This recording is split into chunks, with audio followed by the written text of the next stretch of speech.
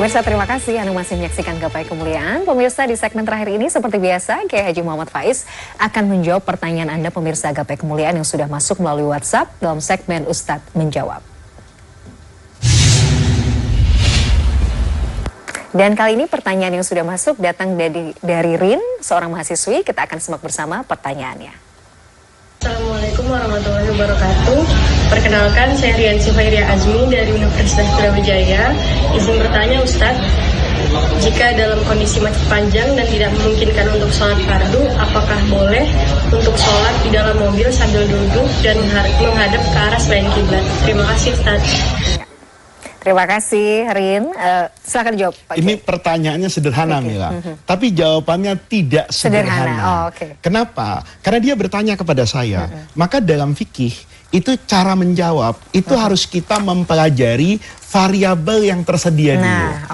Karena dia tidak menjelaskan sholat apa, maka kita ambil waktu sholat yang paling pendek.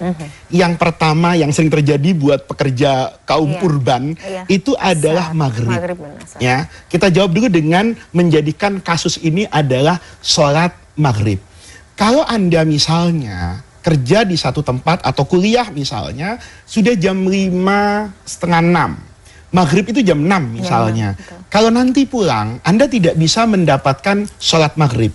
Maka kewajiban Anda yang pertama, itu pulangnya setelah maghrib. Kalau Anda tidak ada kegiatan apapun yang berkaitan dengan pokok kehidupan. Bahasa gampangnya, Anda kalau pulang habis maghrib nggak mati juga gitu. Maka dia wajib untuk pulang habis maghrib. Kalau dia tidak merasa bisa sholat di sana. Satu.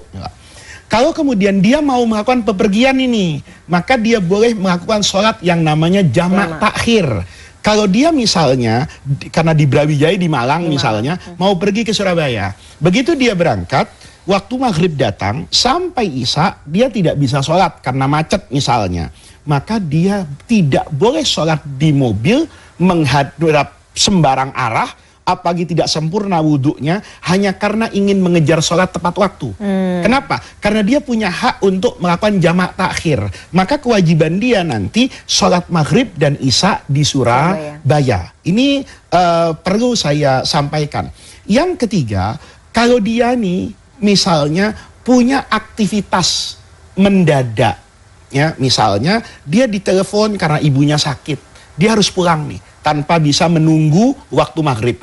Kemudian di jalan, dia tidak mendapatkan tempat sholat. Kalau dia mendapatkan tempat sholat, aksesnya mudah, dia sholat. Tapi kalau Sudirman Tamrin itu nggak mudah. Karena parkir, akses masuk ke musholanya, maka orang yang seperti ini, dia punya kewajiban yang pertama dulu nih, paling tidak berwudu. Supaya dia punya yang namanya toharoh. Kemudian dia sholat nih. Di mana? Di tempat kendaraan itu. Kalau kereta api nggak saya bahas, karena dia bisa memulai itu dengan menghadap kiblat, karena keretanya luas. Kalau mobil kan sudah jelas menghadap kemana. Maka orang yang seperti ini dia boleh melakukan sholat nih. Menurut sebagian pendapat, sholat menghormati waktu. Nih, tetapi nanti dia wajib mengqadha. Nih. Ada pandangan satu lagi, ini lebih ekstrim. Dia tidak wajib sholat. Karena bukan dia nggak mau sholat, tapi dia tidak bisa melaksanakan sholat. Karena sholat di kendaraan, itu di syaratnya, itu kan harus menghadap kiblat. Kiblatnya nggak bisa dia hadapkan. Dia nggak bisa berdiri kan. Dia harus melaksanakan dalam keadaan duduk. Ini di luar kemampuan dia. Maka dia tidak sholat maghrib nih menurut pendapat yang kedua. Nanti begitu sampai di rumah dia wajib mengqadha nih. Yang satu bilang dia wajib sholat dulu untuk yang namanya hormatil wakti, menghormati waktu. Itu pilihannya. Ya, jadi pertanyaan sederhana, tapi jawabannya tidak sederhana gitu loh. Pak Kiai, kalau misalnya sholat asar nih, misalnya kita sholat zuhur sudah gitu ya, sholat asar kita di perjalanan, tapi nggak bisa sholat, kan akhirnya kalau jamak enggak, kan sudah lewat. Sudah lewat gitu. Jadi kita misalnya pas maghrib sudah di rumah, kita mengganti sholat asar. Mengganti sholat asarnya. Nah itu sebetulnya dilihat dari tingkatan masyakohnya. Masyakoh itu kesulitan. Misalnya, Orang sekarang mungkin karena sistem toilet tidak semuanya juga ramah dengan kesucian. Mungkin bajunya sudah tidak suci kan. Begitu dia naik kendaraan, kena macet misalnya, karena saya mukallaf, kan saya tetap dibebani sholat. Maka saya harus fattaqullaha mastata'tum. Apa yang bisa? Pakaian tidak suci tidak apa-apa, tapi kan saya masih bisa takbiratul ihram. Maka orang yang seperti ini, itu tetap mewajibkan adanya sholat suriyah dalam bentuk gambarnya saja. Hakikatnya dia tidak sholat, karena dia punya kewajiban yang namanya qadha. Ada pandangan satu yang melihatnya bukan mukallaf saja, tapi mukallafun bihinya. Kan orang itu mila mukallaf, punya beban nih, sholat maghrib. Sholat maghrib bebannya harus suci, nutup aurat, macam-macam lah ya. Nah, ketika mukallaf bihinya tidak tersedia, ya maka dia tidak punya kewajiban apapun sampai mukallaf bihinya ada. Satu contoh nih analoginya, orang tidak punya tangan, mila. Maka sedari awal dia ketika membasuh wudhu ya cuman satu tangan aja. Mila wajib dua karena punya dua tangan. Kenapa nggak wajib yang ini? Karena tangannya nggak ada. Sekarang orang yang terjebak pada pertanyaan Mila itu, dia nggak punya mukallaf bihinya.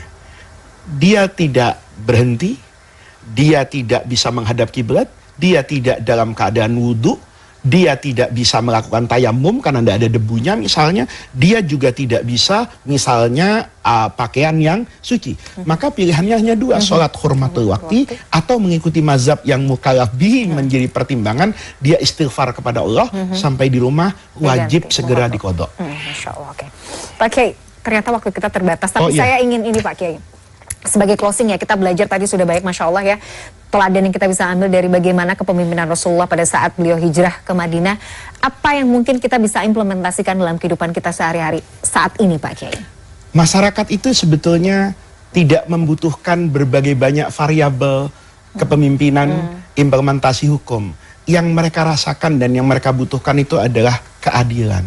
Dan rasa keadilan itu kalau terpenuhi, maka implementasinya terlihat berbeda, mereka tenang. Kaum Ansor tadi, asalnya Nabi tidak adil kan, karena memberikan bagian harta yang berlebih kepada kaum muhajirin. Tetapi ketika mereka disadarkan bahwa mereka memiliki Rasulullah, ini kan namanya konsep keadilan. Ketika konsep keadilan diterapkan dengan bahasa yang memenuhi rasa keadilan, maka itu juga akan mendatangkan ketenangan. Jadi kepada para pemimpin, ya tentu tujuan bernegara ini banyak, tetapi yang bisa kita ambil itu adalah tebarkan rasa keadilan, kesetaraan di depan hukum, kesetiaan untuk taat aturan. Itu kalau dilaksanakan paling tidak, kata guru saya, sepertiga lah dari proses menuju kesejahteraan lahir batin itu akan terwujud.